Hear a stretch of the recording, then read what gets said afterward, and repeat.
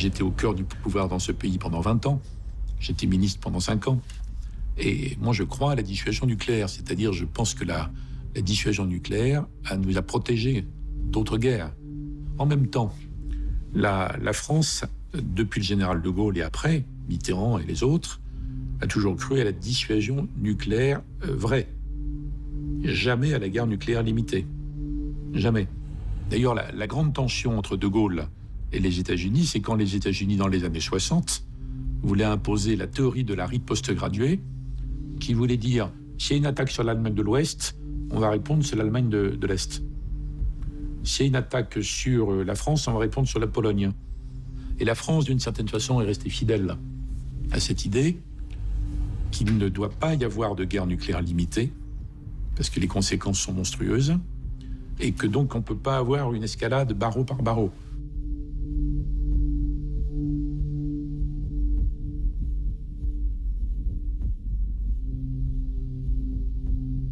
I think it's important for people to distinguish between strength and the use of force. They aren't the same thing. I think the stronger you are, the less likely it is that you will have to use the strength. One of the great items of strength was when we had a long negotiation with the Soviets to get rid of intermediate nuclear forces and actually to cut strategic forces in half. And with our NATO allies, we had agreed that if the INF negotiations didn't succeed, we would deploy missiles of our own to counter the ones the Soviets had already deployed. So that happened in late 1983.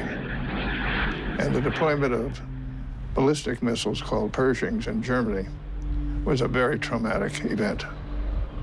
And the Soviets walked out of the arms control negotiations, fanned war talk, and it was a very tense time. But our deployments went ahead, and that was a basic show of strength. Yeah, after deploying American nuclear missiles, it was the peak of the new Cold War. No negotiations, no meetings at all between the two world powers, United States and Soviet Union. In the early 80s, when Reagan first came into office, there was what I call the Little Cold War, a revival of fear about nuclear competition and extreme bipolarity. The feeling of the détente was over. Many Americans thought the Soviets were getting stronger. So I'd say hostility, or the sense of hostility, had increased in the early 80s.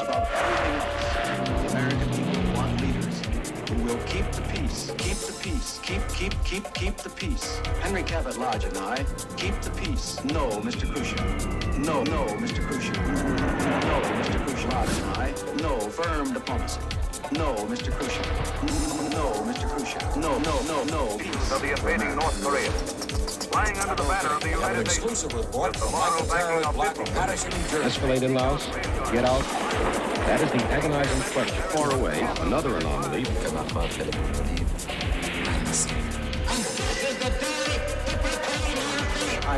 I believe that limited nuclear war will work. Under the Charter of the United Nations, we are asking tonight that an emergency meeting of the Security... Premier Lumumba was seized by the forces of strongman Colonel Mobutu. We have an exclusive report from Frankie.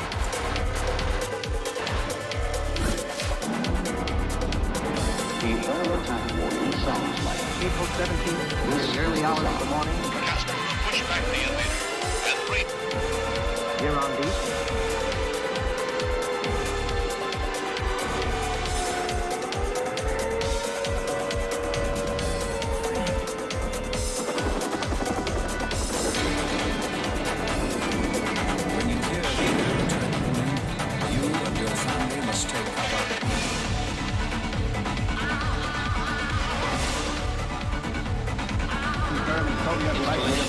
These sites are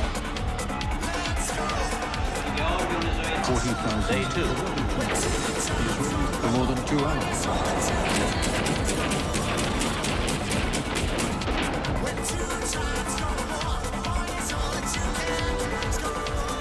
With just occasion.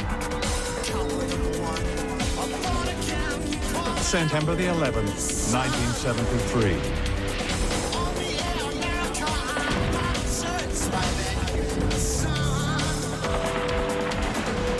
government.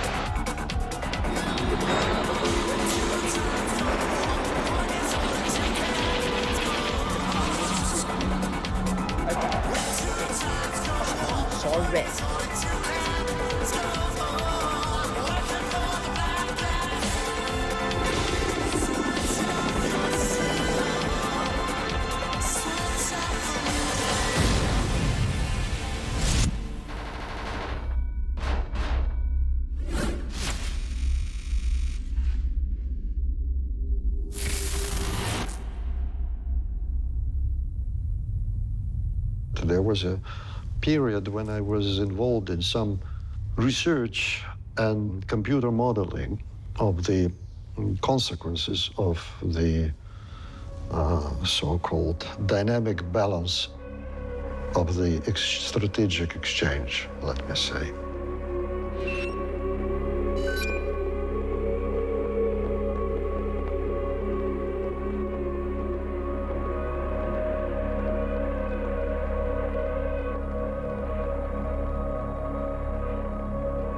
There was a special institute working, mathematical institute. Nikita Moiseev, the famous academician, was leading this group. But they have come to this conclusion of the nuclear winter, which practically proved that there will be no winners in case of the nuclear war.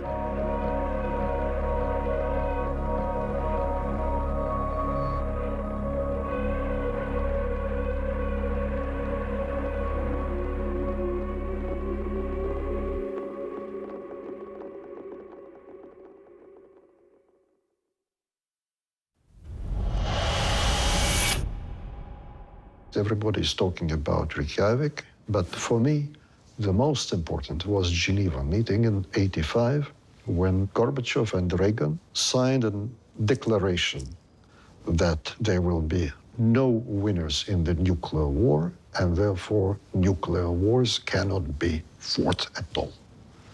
This recognition on the both sides, I think, is a tremendous achievement. Our main interest was how to continue a policy of dialogue with the East. And when Reagan was re-elected in November '84, a few weeks later, Chancellor Kohl met him, and they signed a common communique. And for the first time ever, it was not usual to do that, but for us it was absolutely important. If you read it, Reagan promised to start the dialogue with Soviet Union again, if possible.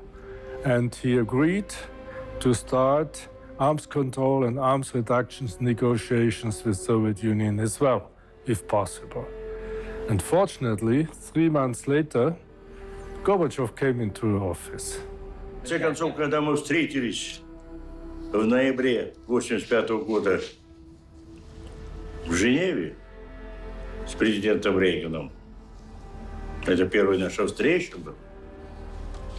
До этого, кстати, 6 лет или даже более по времени высшие руководители Советского Союза и Соединенных Штатов Америки не встречались. Такая обстановка, весь мир напряжен, ядерная угроза просто у порога, что может быть. И в это время две главных страны, держатели всех, в основном всех ядерных вооружений, не встречаются даже. Надо было выходить из этой глухой ситуации и выходить на нормальные отношения. Кто-то должен решаться был на это. И нас хотели все время запугать. Нас хотели этой гонкой перегрузить. Много еще придумывалось. Но ведь это огромная страна для того, чтобы так просто все можно ее сбить с толку. Это не... Но мы предложили другой подход. Признать ситуацию, признать ее опасной и перед народами заявить о том, что надо остановить этот процесс опасный. И заняться мирным сотрудничеством и созданием нового мирового порядка. We had a flow of movement in the relationship between President Reagan and General Secretary Gorbachev that was interesting to watch. It started in Geneva, and the first thing that happened was Gorbachev came in and they were taken by prearrangement to a special room, little fireplace, and the two of them sat just one-on-one. And they went much longer than people thought. And I remember every White House has a guy whose job it is to go and stand obnoxiously to make it clear time is up. And he came around to me and he said, I better go and break this up. They're way over time. I said, stay out of there. The more they sit together, the better off it is. Вот в Женеве это главное было, но нашло это выражение в этом тезисе, который был сказан тогда, и он записан был. С тех пор он живет и не умирает, хотя все меньше на него обращает внимание, но тем не менее я буду говорить, надо вернуться к нему. А речь шла о том, что было тогда в Женеве записано, что ядерная война недопустима, и в ней не может быть победителей. Возникает вопрос, ну а ради чего гонка ядерных вооружений? Если в ней не может быть победителей, и что это угрожает же всему миру, было записано. Это заявление, которое было заявлено на весь мир. Это самый главный итог в Женеве. После этого начались другие отношения. Начались поиски, как выйти на новое сотрудничество с учетом опасностей. Потом был Рейкьявик, потом пошли встречи другие, и, наконец, было начато движение по разрушению, уничтожению ядерного оружия. Это труднейший был поворот, мало кто верил. И это тоже измило, облагородило всю международную обстановку. If you look at the whole period, we got at the end the most far-reaching arms control and arms reduction agreements we ever could sign. Never before and never again, unfortunately.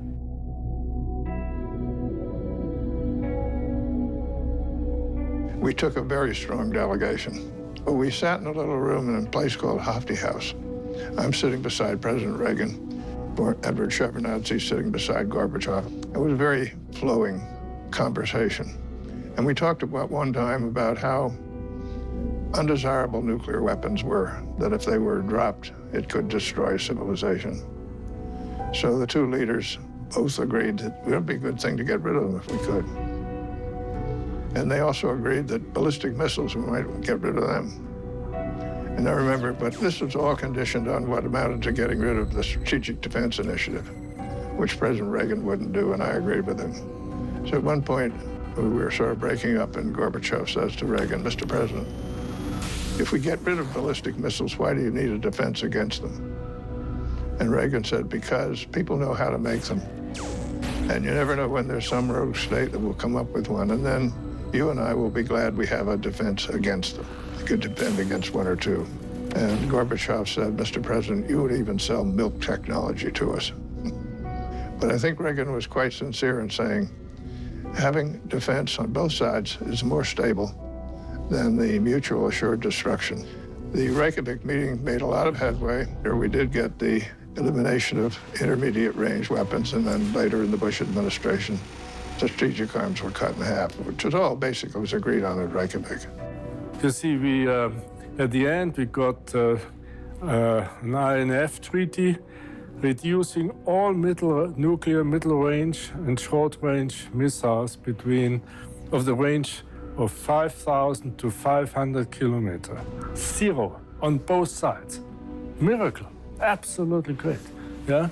A few years before, we had mass demonstrations against us. This would be a job of today as well, to start again with such negotiations. The importance of this treaty transcends numbers.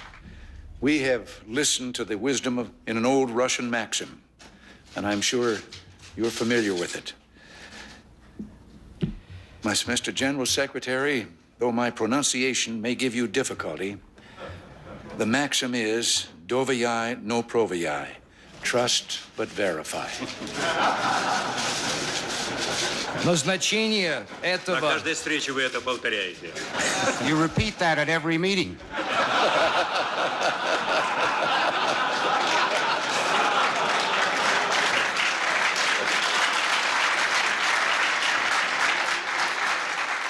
La rencontre de Reykjavik a été la rencontre, en quelque sorte, de deux utopistes.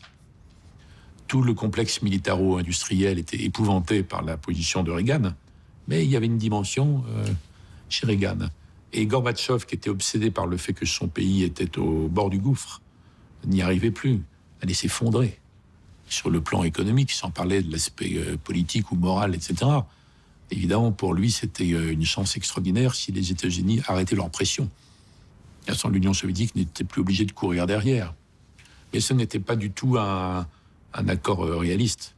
Enfin, pas du tout, en fait. D'ailleurs, on l'a bien vu. On l'a bien vu. Well, different Americans responded in different ways to Gorbachev's emphasis on denuclearization. And I think a lot of Americans thought this is the old Soviet propaganda game. I think Gorbachev and Reagan may have been more in tune with each other than they were with some of their own advisors.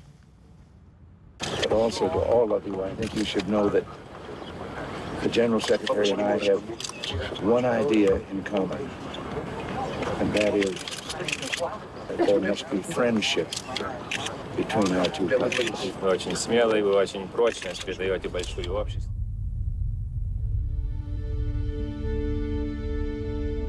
Clearly, in order to open the way for the development, the reunification of the historical, let me say, river into the one trend was inevitable. And it happened. And we were lucky that at that time, the Soviet Union leadership was presided and led by Mikhail Gorbachev. Gorbatchev est un homme très fascinant, parce que c'est un homme normal, par ailleurs extraordinairement sympathique. Mais il est normal alors qu'il sortait d'un système politique anormal, le système communiste soviétique, le système qui avait été inventé par Lénine puis Staline. Et après, vous voyez sortir Gorbatchev, c'est tout à fait étonnant. Quand il est devenu dirigeant, en mars 85, les deux seules personnes en Occident qui ont compris que c'était tout à fait différent d'avant, c'est Madame Thatcher, curieusement.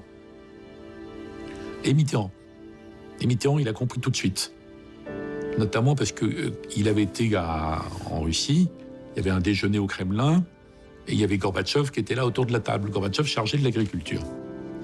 Et Tchernenko dit à Gorbatchev, il lui dit « Alors, comment ça va en ce moment l'agriculture ?» Et Gorbatchev lui dit « Oh, ça va très mal. » « Ah bon ? Et ça va très mal depuis quand ? » Et Gorbatchev lui dit « Depuis 1917. » C'est-à-dire la date de la Révolution. Et Gorbatchev dit ça au Kremlin, à la table des dirigeants, devant un dirigeant étranger. Alors Mitterrand s'est dit « Mais cet homme-là est quand même différent des autres. » Ce que nous avons à faire en commun, d'abord, c'est à bâtir une relation franco-soviétique solide, pacifique, constructive. Если взять внутреннюю обстановку в Советском Союзе, то очень назрели вопросы большие. Надо было что-то делать для того, чтобы преодолеть то отставание, которое технологическое в Советском Союзе возникло в сравнении с развитыми странами. Надо было решать много вопросов, которые связаны с обеспечением жизненных условий людей. Огромная страна с огромными ресурсами, образованная страна, и в то же время очень большие проблемы на рынке. И с этим это сказывается на питании и, в общем, на настроении общества.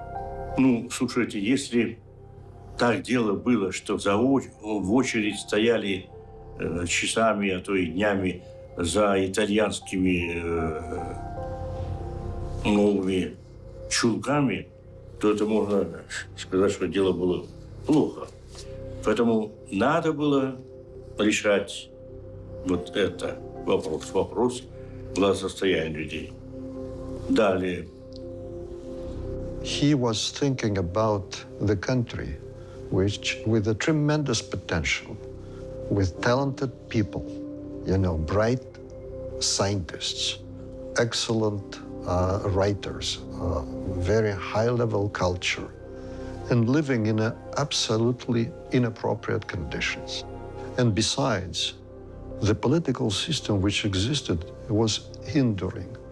It just limited, reduced entrepreneurship, freedom, whatever.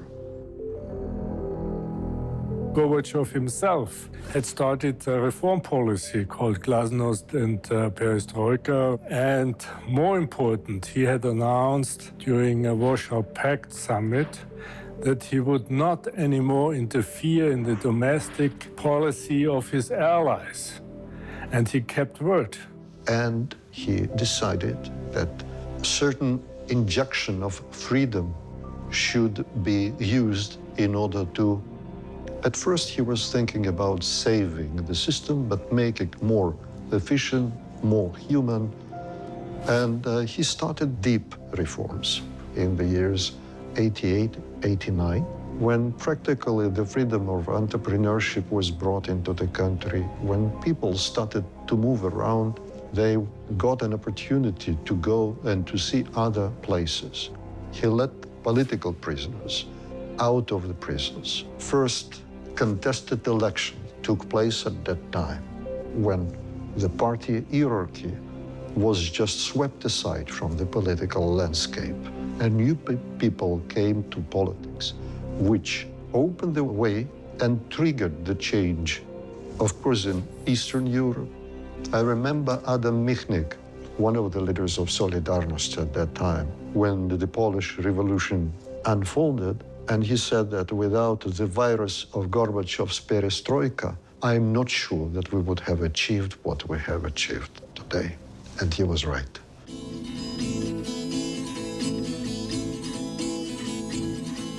Wierzący, co wierzą, że muszą być w partii, bo żona, bo dzieci, bo raty, bo maluch. Partyjni, co chyłkiem przyjmują komunię, bo bony na cukier, bo bony do raju. Zbudować dziś mają tę drugą, choć pierwsza. Dla jednych jest gorsza, dla innych jest lepsza. Żeby urosła w siłę. When Poland became a democratic country, it didn't interfere. Poland was the first proof that he keeps his word.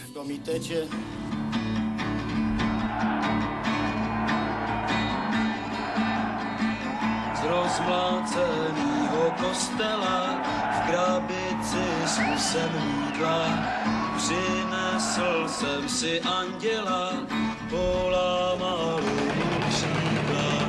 Díval se na mě oddaně, já měl jsem trochu trému, tak vtiskl jsem mu do dlaně lahvičku od parfému. A proto prosím, věř mi, chtěl jsem ho žádat, aby mi mezi dveřmi pomohl hádat. Pendant très longtemps, la réunification de l'Allemagne paraissait impossible. Tout simplement parce que l'Union soviétique était prête à tout faire pour l'empêcher. Donc c'était une guerre éventuelle en Europe. Quand j'étais très jeune conseiller diplomatique, j'étais preneur de notes dans un entretien entre François Mitterrand et Helmut Schmidt, chancelier allemand à l'époque. Et Helmut Schmidt dit à Mitterrand, je ne verrai jamais la réunification allemande. Et Mitterrand lui dit, mais pourquoi? Et Schmidt lui dit, parce que je suis malade, je fume trop, et ça n'arrivera jamais. Et Mitterrand lui dit, mais je ne suis pas d'accord avec vous, parce que dans 15 ans, maximum, l'Union soviétique ne sera plus assez forte pour empêcher la réunification.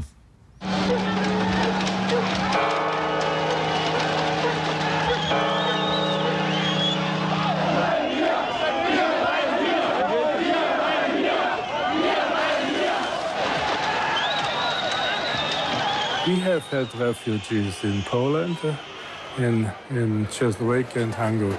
Thousands, 10,000s.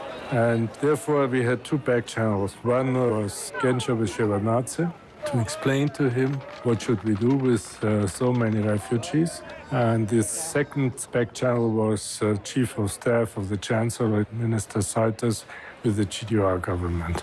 The question was, will they accept that people can leave to West Germany or not? And the Soviet Union, GDR, and Czechoslovakia has to agree. Unfortunately, they did.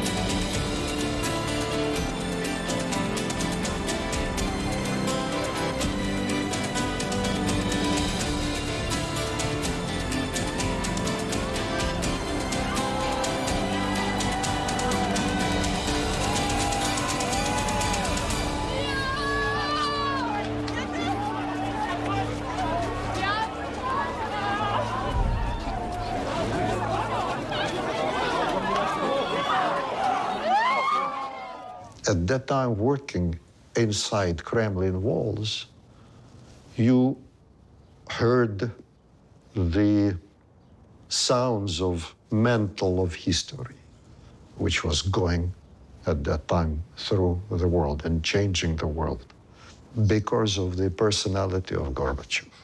So for me, Gorbachev was a man of, let me say, he is not religious, but internally, he is driven by Christian morality. And whenever you think about the decisions, very hard decisions that he had to take, I think that this course, this compass, was always prompting him the decisions. I also think Gorbachev was one of the great heroes of the 20th century in the sense that he wanted to reduce the tensions and tempo of the Cold War. And when things did become difficult and began to fall apart, he could have unleashed war, and he didn't. And I think he deserves great credit for that.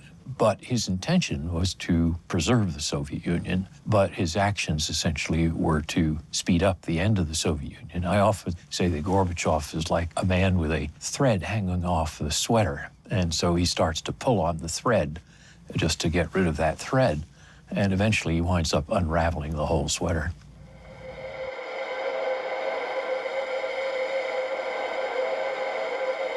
Our main concern in 89, 90 was all the time, will Gorbachev survive? There was his Communist Party of Soviet Union. It was not so easy for him. he was not absolutely free what to do. There was still a Politburo, there was still the Central Committee of the party, there was still the Red Army. Therefore, it was not for sure that he will survive.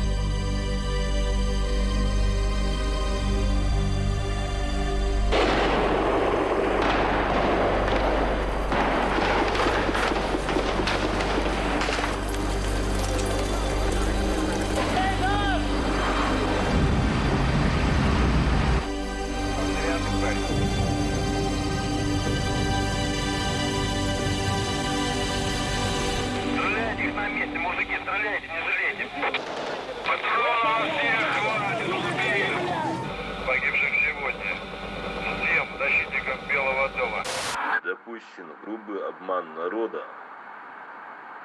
на основе которого совершен антиконституционный переворот.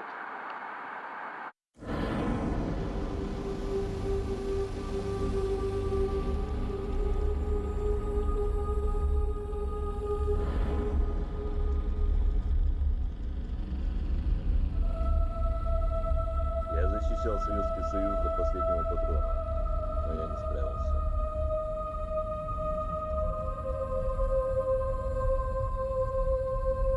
Когда вы говорите партию запретить как преступную организацию, не могу согласиться. Решите подписать указ о приостановлении деятельности Российской Компартии. Борис Николаевич, Борис Николаевич. Борис Николаевич.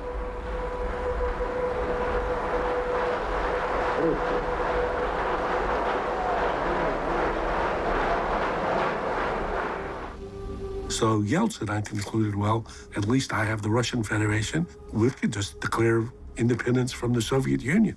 For Nazarbayev, who was the communist leader of the unit, which was Kazakhstan, once Yeltsin had said, well, I'm going to be the president of Russia, maybe I'll be the president of Kazakhstan. And this guy, Lukashenko, he said, okay, we'll do Belarus.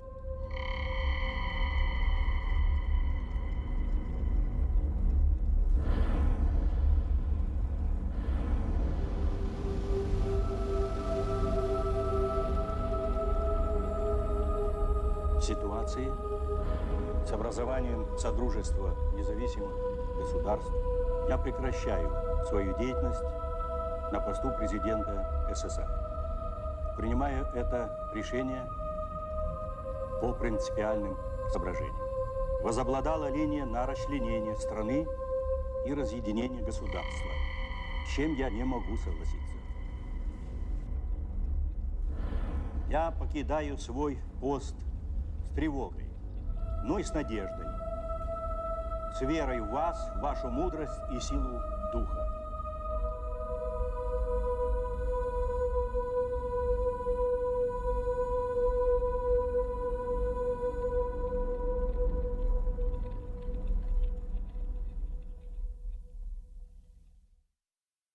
And I must say that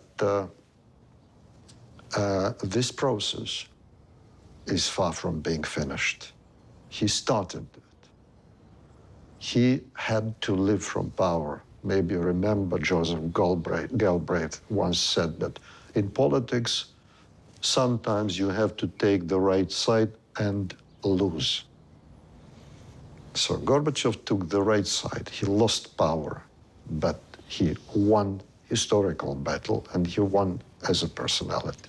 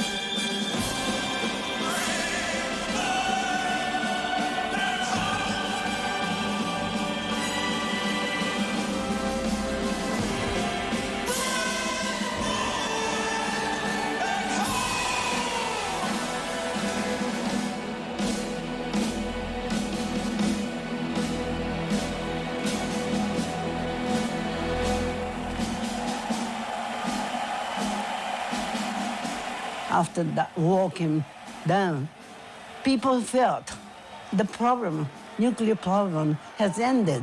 So they went back to sleep. So I keep saying, don't come out again, wake up. The problem's still going on, it's worse.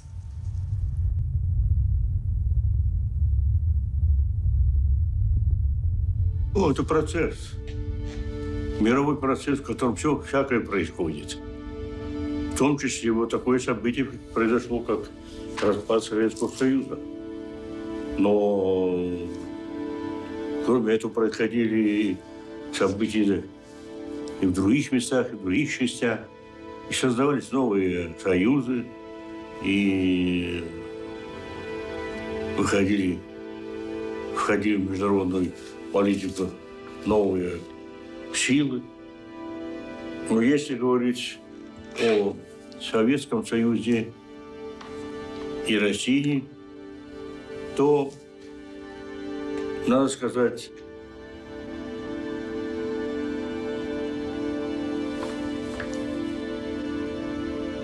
на Западе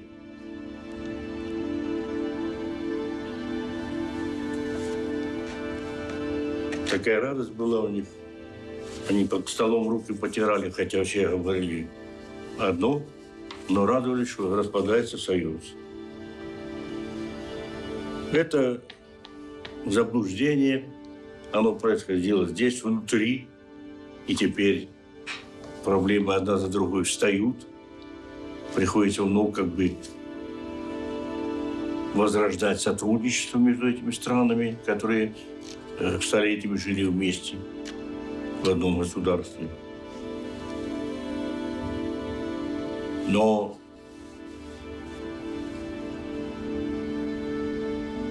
триумфаторство о том, что мы победили, это то, что буквально привело в заблуждение политиков Запада, и прежде всего Соединенных Штатов Америки и других.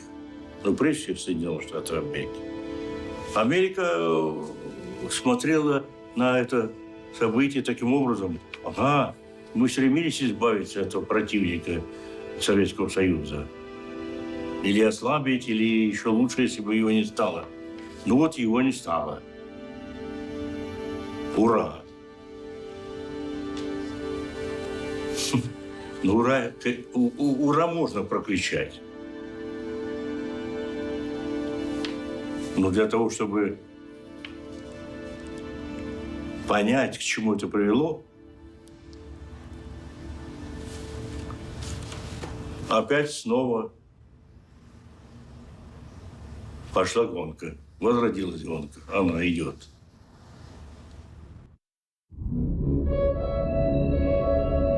Well, there's a certain amount of tension between Russia and the United States right now. In fact, Russia and the Western world, Europeans. Recent New York Times investigation found the United States is on pace to spend as much as $1 trillion over the next 3 decades to rebuild its nuclear arsenal and facilities. Kremlin is angry following a report on a German TV station saying the U.S. is prepared to deploy upgraded nuclear bombs to bases in Europe. They're in Turkey, and they're in Italy, and they're in Germany, and Netherlands, and Belgium. Russian President Vladimir Putin has announced that Moscow is boosting its nuclear arsenal. It comes after Kremlin officials denounced a US plan to station tanks and heavy weapons in NATO states along Russia's border. They say it's the most aggressive American act since the Cold War. Today, as part of the planned events, we will activate all the different armed forces of the Russian Federation all over the territory of Russia, including the nuclear forces. And Russia seems to be emphasizing a buildup of its nuclear arsenal and modernization. And they talk about even using it. So I would say the general consensus among Russia watchers, and I think it's correct, is that U.S.-Russian relations are in the worst place they've been since the end of the Cold War. That's a tough statement, but I think that's correct. So basically, the Russian official documents, as well as when they're talking privately, talk about the U.S. as the adversary, and we talk about them as the opponent or adversary. They've taken some bold actions. They seized and annexed Crimea. We have declared that, well, okay, NATO is back. We're going to have a new NATO playbook. And in the recent Obama budget, we have a quadrupling of the budget for the European Reassurance Fund, which is including repositioning tanks in Europe, which had all been removed, and American forces will be rotating constantly through the frontline states, including the Baltics and Romania and Poland. And similarly, in economic terms, whereas before Russia is being integrated into the world economy, now with sanctions, they're being excluded from the world economy and otherwise. So that's a pretty sour reality. And we know that in politics, it's always about perception. It's not the enemy that creates a concern. It's a concern, mistrust, which creates the enemy. I will never forget the article in Foreign Policy by Condoleezza Rice in '92, when she said that now, after the dissolution of the Soviet Union, the democratization of the world is the historical challenge for the United States. And I think that's a huge mistake, because in fact, good intentions are often, pave the way to hell. So that was, I'm sure, was a good intention. But as a result, people got disappointed, disillusioned. They were looking on the West with its high economic efficiency, human rights, democratic principles, as a beacon. And the soft power which was used de facto by the West was very attractive for the people.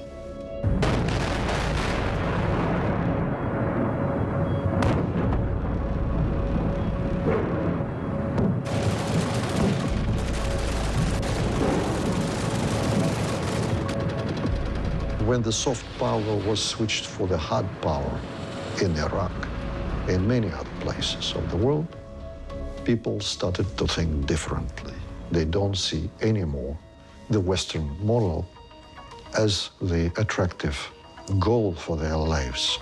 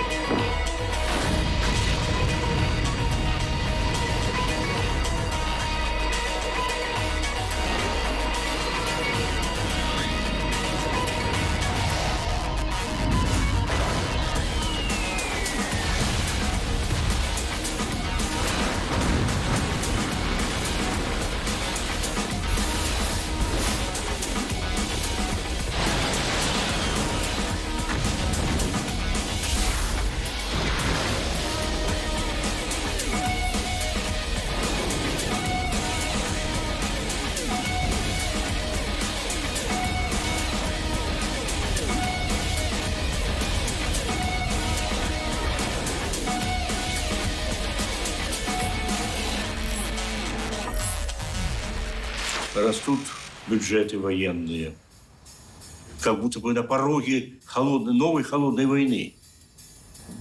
Но сегодняшние времена еще такие, что мы можем оказаться не только на пороге холодной войны, а вообще втянуты в серьезные конфликты. Да при том вооружении, которое находится в руках, это может кончиться плохо для нас, для всех. Нужно сотрудничество, нужно доверие. Только так можно выйти на новый путь и сохранить нашу планету и нас.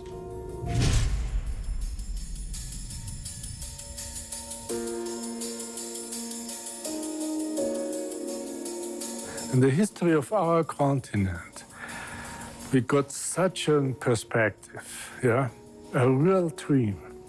What Gorbachev has called the common European house, where everybody has the same security, everybody, including Russia.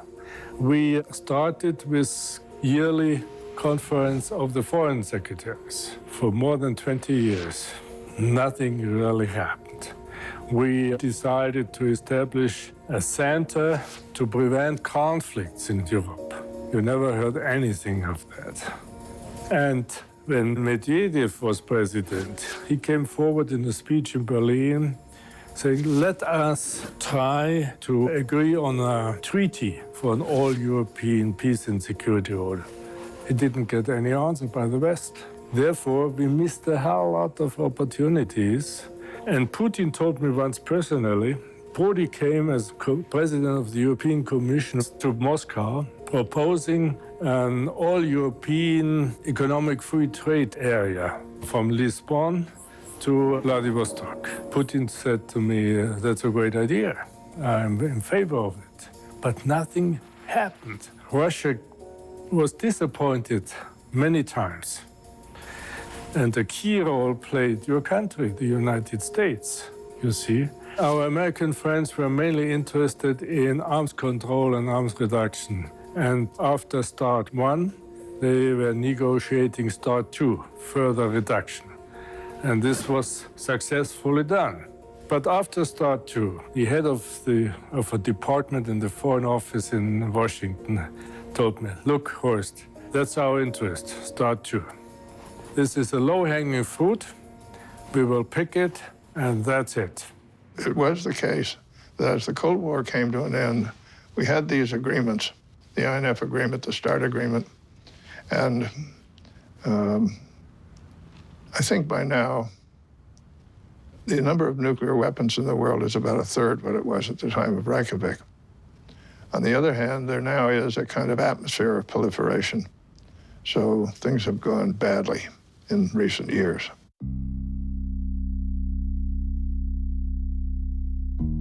Il reste un reproche de Gorbatchev quand même. Gorbatchev, il continue à penser que les États-Unis auraient pu l'aider plus, à un moment donné, et qu'ils ont refusé. Ils ont dit ça, non, on ne va pas l'aider. Ça se passe la dernière année, en 91. À l'époque, il y a le G7, le G7, et Kohl, Mitterrand et Delors pensent qu'il faut quand même aider Gorbatchev sur le plan économique. Donc ils décident d'élargir le G7 à une séance avec la Russie. Ils invitent Gorbatchev. C'est l'origine du G8, G8. Et à Londres, Kohl, Delors, Mitterrand disent il faut aider Gorbatchev, c'est notre intérêt. Que l'URSS ne soit pas totalement déstabilisée, il faut l'aider dans la transition. Et les Américains, les Anglais et les Canadiens disent non. So the big idea then came from Churchill's epigraph in the beginning of his volume on the Second World War. And he says, in victory, magnanimity. So the concept was, if you win, you then still have a world, history's going to go on, and a magnanimous engagement can produce an entirely different world than what happened after World War I with Versailles and an onerous peace, which then left a sort of a seething Germany, which then was ready for something like a Hitler, and then lo and behold, we get World War II. So the window of opportunity was the product of a study group. So Yavlinsky and I had gotten together in the fall of '90, and we would work day and night on this project, the so-called Grand Bargain. And the proposition was, if the West will be magnanimous, including providing $30 billion, the Soviet Union will undertake a very ambitious economic and political reform program and security program. First, economically, to a market economy, politically to participatory government that we call democracy, and then in security terms, the securing of all the nuclear weapons and materials and the withdrawal of Soviet forces from all of the occupied territories. So it was a pretty grand package. And I never quite figured this out. But partly the Bush administration was so preoccupied by Iraq. Well, the Bush was never seized of it. In Europe, we were hopeful that Mrs. T would take the lead because she was tough and she actually saw the idea and understood the idea. And the Germans saw the idea and understood the idea. So it was a little bit of a dream, but I still think it was a good idea. There are many other agreements the United States and the Soviet Union are signing or announcing during this summit. Agreements that represent hard work and a lasting achievement, not just by our governments, but also for the peoples. C'est à partir de début 92 que nous sommes dans ce fameux monde global, sur lequel il y a toutes sortes d'interprétations. Est-ce que c'est l'arrivée de la sympathique communauté internationale? Est-ce que c'est la reprise de conflits classiques? Est-ce que c'est le choc des civilisations? Est-ce que c'est dominé que par les États-Unis? C'est dans la décennie 90 que moi je parlais d'hyperpuissance, hyperpower, pour cette période particulière. Donc on demande dans cette période plus confuse, que les Occidentaux ont traité avec beaucoup d'arrogance, beaucoup d'hubris. On a gagné. Et nos concepts vont s'appliquer partout. La démocratie, le marché, nos valeurs, avec une dose d'ingénuité et de candeur du côté européen, en plus. Enfin, en gros, les Occidentaux ont été triomphalistes. Et dans cette période, la Russie est considérée comme une quantité négligeable, en fait. Et c'était très fortement ressenti par les Russes. The position of Chancellor Helmut Kohl from the very beginning was, we can't have security in Europe without Russia or against Russia. And therefore, we tried hard to bring Russia as close as possible to Europe.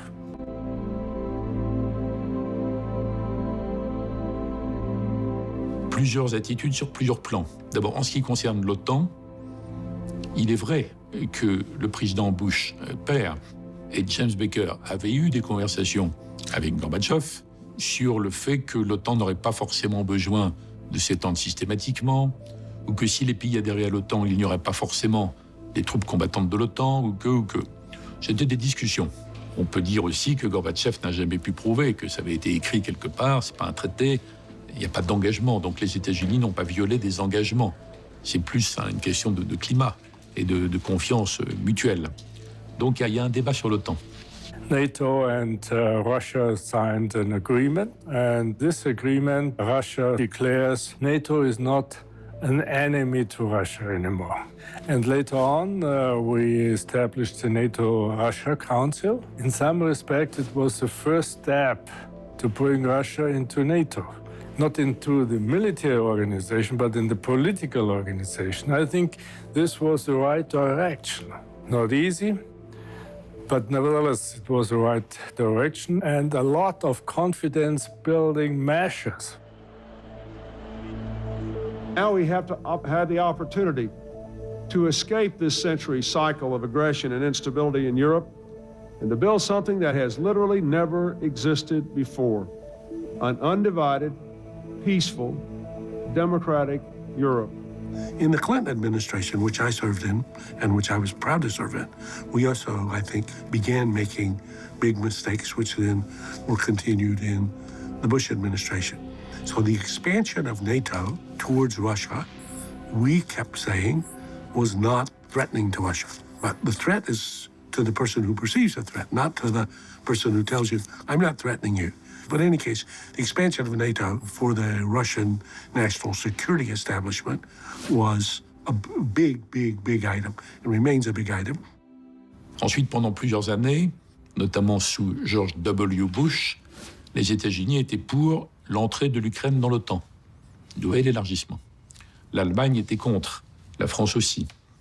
Des gens très durs, ils ne sont pas des colombes, comme Kissinger et Brzezinski, ont hésité sur ce point. Mais maintenant, ils considèrent que ce serait une erreur complète de mettre l'Ukraine dans l'OTAN, qu'il faut en faire un pays neutre, au bon sens du terme.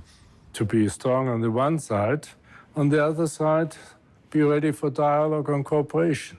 Hopefully we don't overdo it. I have some problems that the Americans will establish missile defense system, starting in Romania, officially saying it's against Iranian missiles, but nobody can explain to me what should be the motives of Iran to send missiles to Europe. I have no idea why they should do that. Yeah? And there's no doubt that they are afraid of a defense system against them. Et à certains moments de la tension extrême, certains leaders républicains au Congrès disaient qu'il faut relancer le projet antimissile contre les Russes.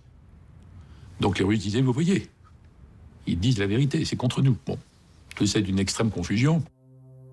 President Medvedev was invited to a NATO summit to Madrid, and he was promised establishing a missile defense system. Russia will be involved, yeah, but the Americans never did. That's a problem there's a history of disappointments, of promises on the one side and disappointments. And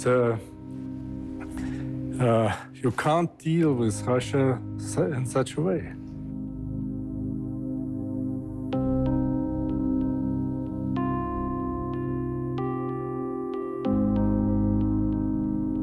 Все наши возражения, на все наши предложения о реальном сотрудничестве не хотят с нами сотрудничать, отвергают все наши предложения и действуют по своему плану. Я сейчас не буду, некоторые вещи считаю даже пока некорректным говорить публично. Но можете мне верить, можете не верить. Мы предлагали конкретные элементы, конкретный вариант сотрудничества. Они реально все были отклонены. Но вот все-таки пришли к тому, что сейчас построили систему ПРО в Румынии. Говорили это все время о чем? Нам нужно защититься от иранской ядерной угрозы. Где ядерная угроза иранская? Ее нет? Договор подписали уже. И причем Соединенные Штаты были, по сути, инициаторами этого договора с Ираном. Мы помогли, мы поддержали. Но если бы не позиция США, не было бы этого договора. Результат своей работы на этом направлении. Но угрозы нет, а система ПРО продолжает строиться. Значит, мы были правы, как договорились, что нас обманывают. С нами не искренне.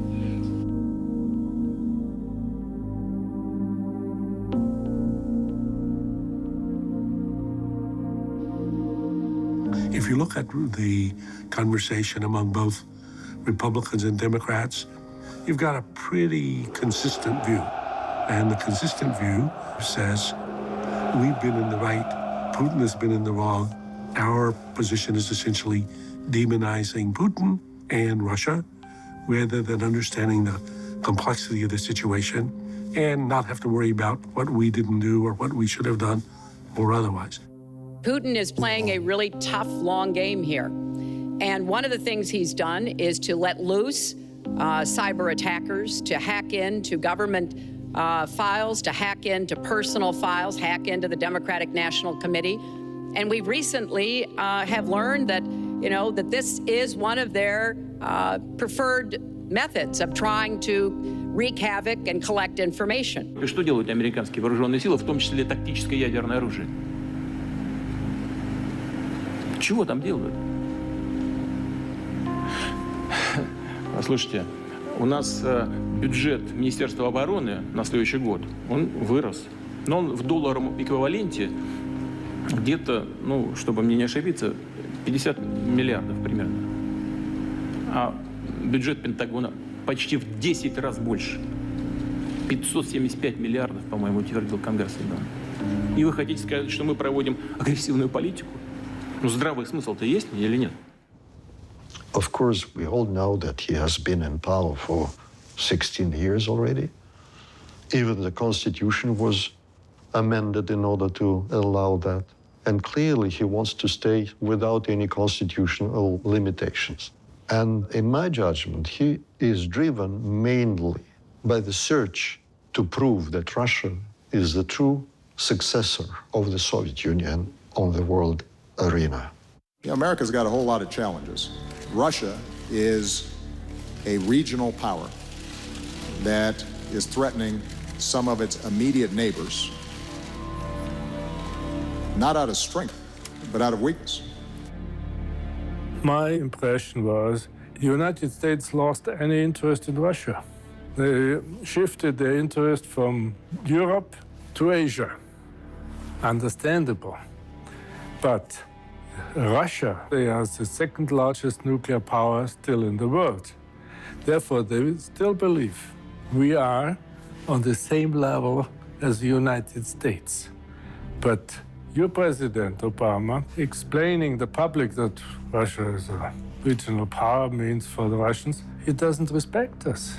And you see the big advantage of President Bush's father. He never gave Gorbachev the feeling that he is the loser of the Cold War. No. And this is still important today. And my opinion is all the time, I say, they over-exaggerate it. Yeah, they overdo it. Nevertheless, we have to take it seriously. And sometimes today I have the impression our American friends are not aware of that. You see that security is the top interest of Russia, whether we like it or not, whether it's true or not, but we have to respect it in some way. Пока мы не достигли этого. И сейчас эта проблема остается важнейшей. Более того, кое-кто вообще никаких уроков не извлек из этого. Вдруг государство, а теперь ядерное оружие уже доступно многим, и есть, и другие могут его производить, смогут производить в ближайшее, если не остановить этот процесс ядерного оружия. Вот. И возникает вопрос, значит, мы что, по кругу идем? Вот это и сейчас важнейший вопрос. Ведь в новых оборонных директивах, в своих оборонных оборонных документах страны записывают возможность, указывают на возможность применения ядерного оружия. Ну, подчеркивается, исключительные случаи, когда есть угроза. А что такое исключительный случай?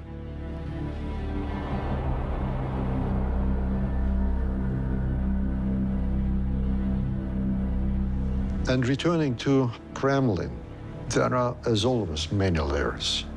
Clearly, for Russian leaders, not only for Putin, for everybody, the expansion of NATO in the East was uninvited, unexpected, and absolutely, unhealthy process. Putin, I think, wrongly decided that Russia is capable now to take another stance.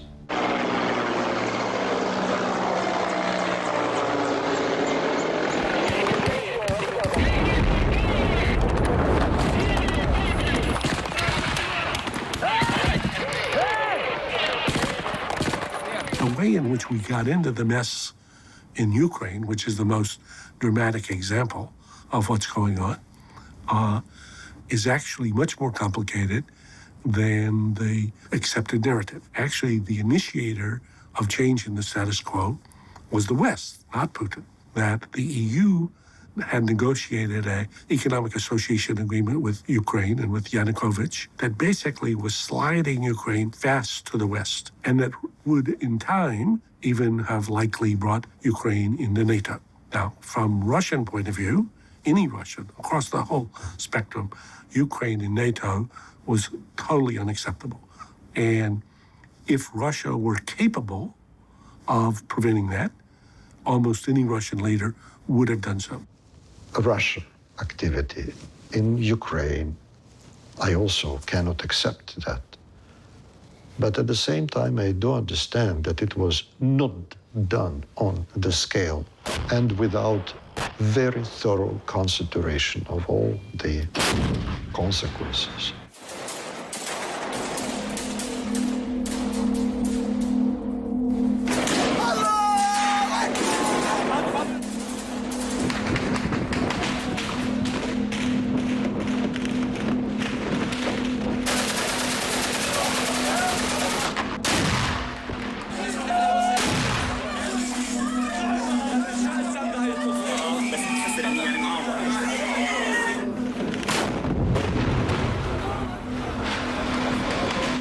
Sauf que, toujours en parlant en 2016, il y a un élément nouveau qui s'ajoute à ça, qui est l'affaire de Syrie. Comme la position très en flèche des Occidentaux, notamment des États-Unis et de la France, qui consiste à demander que Assad parte, étant donné que cette politique a échoué, pour des tas de raisons, mais en tout cas elle a échoué. On en arrive à la situation, à l'heure où nous parlons, où le pays qui a quelques cartes en main pour tenter de trouver une solution en Syrie, c'est la Russie. La Russie avec les États-Unis, mais pas les États-Unis sans la Russie. What about the option of controlling the airspace so that barrel bombs cannot be dropped? All the options. What do you think of that option, sir? Right now, Senator, for us to control all of the airspace in Syria would require us to go to war against Syria and Russia. That's a pretty fundamental decision that certainly I'm not going to make. How did the chemical weapons in Syria ever get removed? Only because of Lavrov's imagination and Russian cooperation. How about the deal to prevent Iran advancing its nuclear program? Again, Russia was the most important actor after the US in reaching that deal. So the idea that Russia is spoiling wherever and whenever it can is not right. There are, interests that will prevent from becoming friends. Geopolitical realities that will prevent from becoming friends. But there are no reasons for not becoming partners, because there are lots of shared interests, mutual exposures to different challenges and threats that we're seeing around us.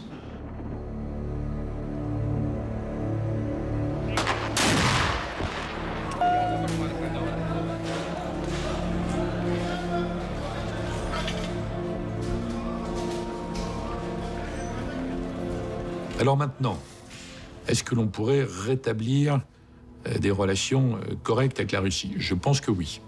If one's trying to build an international order, having the parties participating in making the rules as well as obeying the orders, makes sense. And Xi Jinping meet and talk about this. They essentially agree that the Americans say we are providing a rule-based international order, but from their perspective, frequently, it looks like we make the rules and they obey the order.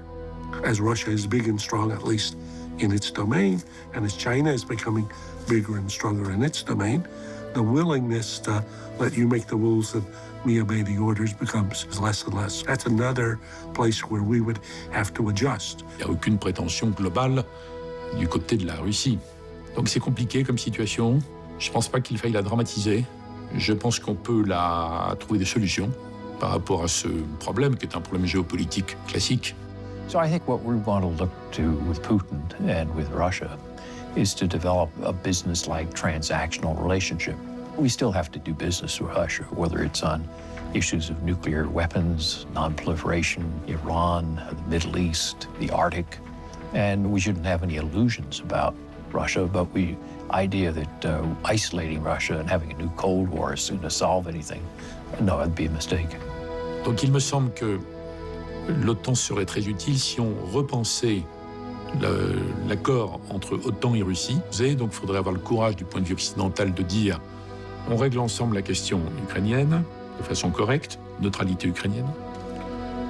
On règle ensemble la question syrienne et on reconnaît que vous avez un rôle particulier à jouer.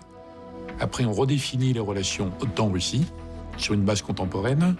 Ça veut dire que vous vous engagez à aucune action par rapport à des pays membres de l'OTAN, aucune provocation militaire à la marge, mais que nous développons des actions de coopération contre d'éventuelles menaces communes. I do believe that Chancellor Merkel take the lead to deal with Russia, meanwhile. And indeed, she is a key player within the West.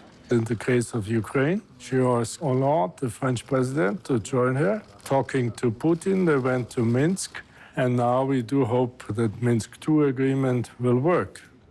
Alors, je me demande si maintenant, étant donné que les Européens prennent conscience que le monde est quand même dangereux, que le monde, c'est pas simplement une sympathique communauté internationale.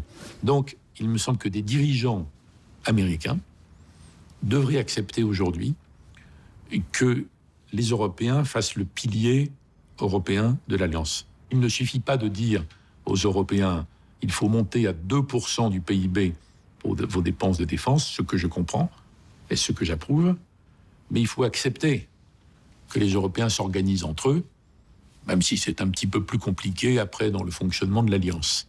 Donc l'esprit de défense en Europe est lié à une plus grande responsabilité des Européens. Germany, Poland and France have vowed to kick-start the so-called Weimar Triangle Group, first formed 25 years ago after the end of the Cold War. The respective foreign ministers see the group as helping with the many challenges facing today's Europe. Germany has to play a key role, but our opinion was from the very beginning, not by itself alone.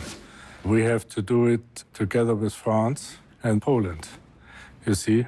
And this triangle, France, Germany, Poland, they have to play together a role of an engine, how to integrate Europe, how to shape the whole continent.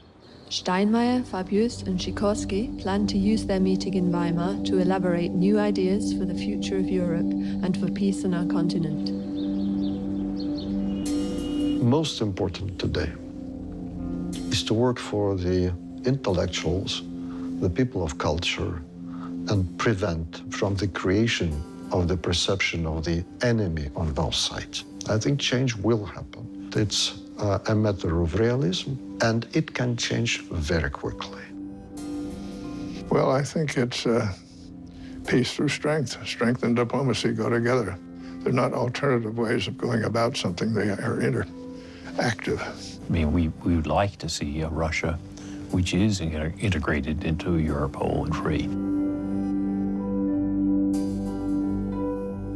I know it sounds like ancient history to you, but I'm still alive and I'm able to tell you what I saw.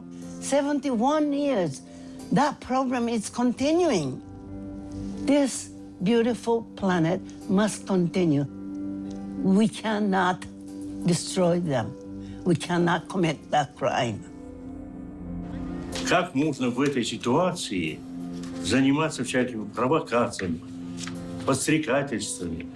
Как задумывать какие-то и реализовывать планы, нанести урон партнеру или другому государству и получить самому какие-то выгоды? Это все, говорит, это можно только делать при отсутствии всякой морали.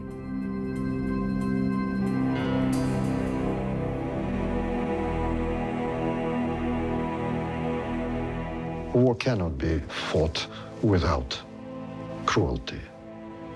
And all of them were part of that. I'm sure that, generals probably they write history and they write books, but soldiers do not. They pay with their lives for right or wrong decisions of the generals. Today, people that were soldiers at that time should be around 90. That's already too little, too few left.